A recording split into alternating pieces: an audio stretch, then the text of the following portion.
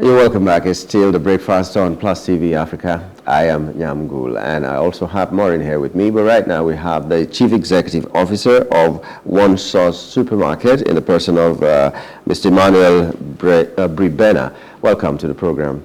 Thank you very much. Okay, have you ever heard sugar lily? You know, when I say this, you just know that there are people out there in the streets that are trying to make a living, and they are very competitive as it is, but we still see that the supermarkets are thriving in spite of all the things that are happening. You go into the streets, and of course we have a lot of traffic, and there are people who are glad there is traffic in Lagos because they have to make sales in those traffics. They sell you what to eat, what to drink, and everything. You can practically get anything, even a plate of rice in the traffic in Lagos here. But how are the supermarkets able to stay afloat in spite of all this kind of competition that we have? That's our wonder this morning, and that's why you're here, Mr. Bribena. Tell us what you do differently, because sometimes you go into the market, you have the opportunity to bargain your price, and you beat it. Sometimes it comes very low. We also know that when you go into a supermarket, it's as if you're paying for the AC that you're enjoying. You're paying for the tires and everything. So, but how have you managed to stay afloat? What do you do differently? Okay, thank you very much for having me. For us, basically as a philosophy, what we've tried to do is position ourselves as a cost and price, competitive store.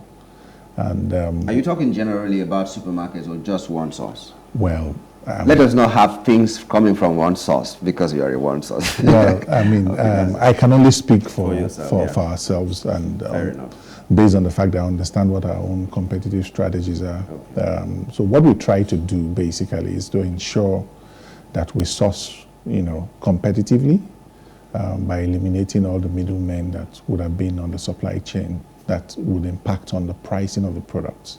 So yes, we are located in Victoria Island. Yes, we are supposed to be upscale, but we've also prided ourselves as being a competitive store, price-wise.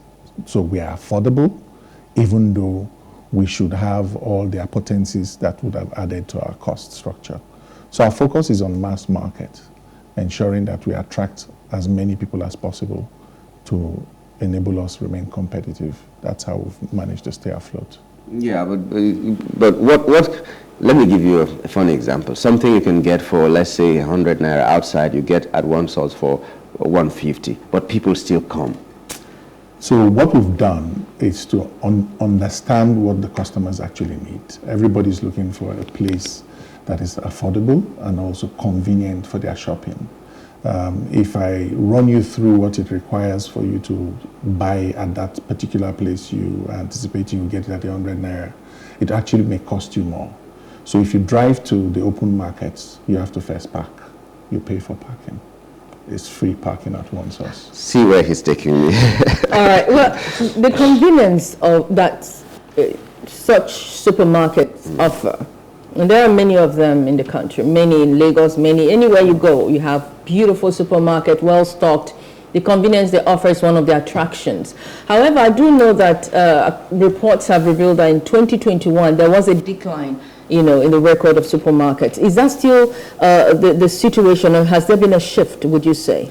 The shift has not really happened. There's still a decline. The simple reason is one of the major brands exited the country, followed very shortly, 6 months after, by another major brand that had 5 stores. Now, for them, they are strictly focused on their returns on the returns on their investments.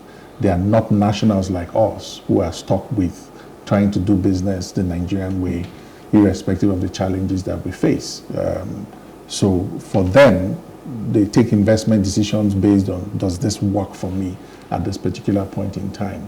If it doesn't work based on the templates that they run, then they take an investment decision and exit. The decline would continue because the cost pressures are there and will continue to rise. For the first time in the history of our country, we purchased a liter of diesel at 840 naira, this year. And of course that would erode a lot of the margins that many people would have to contend with on a day-to-day basis. The other issues are related to the, multiplicity of taxation. I mean, the Manufacturing Association of Nigeria listed over 18 different taxes businesses are exposed to. So for the organized businesses, those are the kinds of things you have to contend with. Just like you mentioned, interestingly, it's similar products that we sell. So a beverage is a beverage. A bottle of water is a bottle of water. So how much more would people be willing to pay simply because it's sold in a confined space that is attractive? That becomes where, we then continue to look for innovative ways to keep, remaining competitive, even though, we offer in an environment that is still convenient for shopping. Interesting what you just said. Beverage is beverage anywhere, whether on the street or in the supermarket. But I wonder, is there some sort of regulation and interface with government officials? I'm talking about the supermarket owners now, because it's a big thing you guys are doing. I'm concerned in asking this question about standards of products purchased. You find that some of the things we buy, even though the prices have gone up, the standards have fallen. For instance, pen. You buy pen, how much were we buying pen during our time? I mean, you remember how cheap they were. But today, you buy one pen, this normal big 100 naira and all of that, but it doesn't write well anymore. You write halfway and it's messed up, and you got to keep buying and buying. And same goes for some other products that we use on a regular. The prices have gone up, but the quality has gone down. Is there any kind of way of checking or protecting consumers? So we have the Standards Organization of Nigeria, which is saddled with the responsibility of ensuring that products are of certain quality, whether foreign imported products or locally made. We also have in Lagos, the Lagos State Consumer Protection Agency that ensures that whatever is sold meets, the basic standards of what consumers would appreciate. Now, unfortunately, you would have a situation where the quality of one product would vary from another. So there are pens that are still very good, albeit may cost slightly more and would, satisfy your writing experience without, either getting, cut off or getting smudged. There are others that are probably cheaper that may then have you give that experience. So the most important thing for any consumer to know is understand your brand preference and how that brand satisfies the needs that you have. So if you ask me, for instance, if you come into the store and you ask my opinion as to what you should use, I would recommend something that will write throughout the lifetime of the pen, because I know it's tested and trusted. Okay, some people say that elsewhere we don't have street hawkers, we don't have an open market that people go to and bargain prices and all that, and Nigeria should look towards modernizing our market space and the industry, the sales industry and all that. Do you believe that's something that can work in Nigeria in the space of time of like the next 20 years? Do you think it is better for us to be at that level or to leave the competition the way it is? Well, personally, I believe there will be a market for everybody. In all honesty, modern trade cannot, in the next 20 years, cater for all the needs of Nigerians. There are Nigerians that enjoy the sheer delight of walking into the open market and engaging in that bargaining before they buy something. What can we do differently by learning from other climes? We could actually improve on infrastructure where those open markets are actually places that are accessible, where you can park with ease, where you don't need to walk on mud before you actually get in there. So there will be different markets for different people, and those different markets will attract different sets of customers.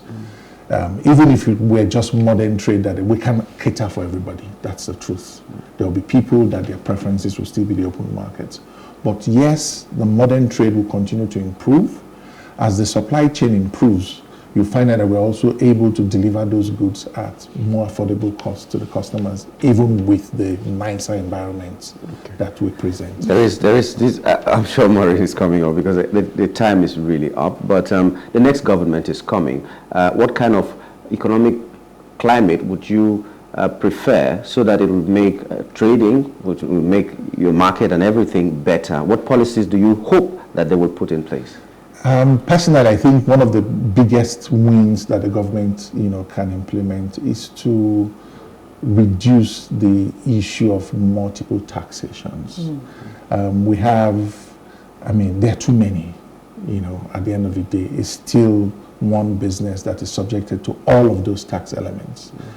So if they can reduce the issue of multiple taxation and businesses thrive, because small businesses are always the engine of growth for any economy. I think that would be a very big win. The second thing is the duplication of agencies.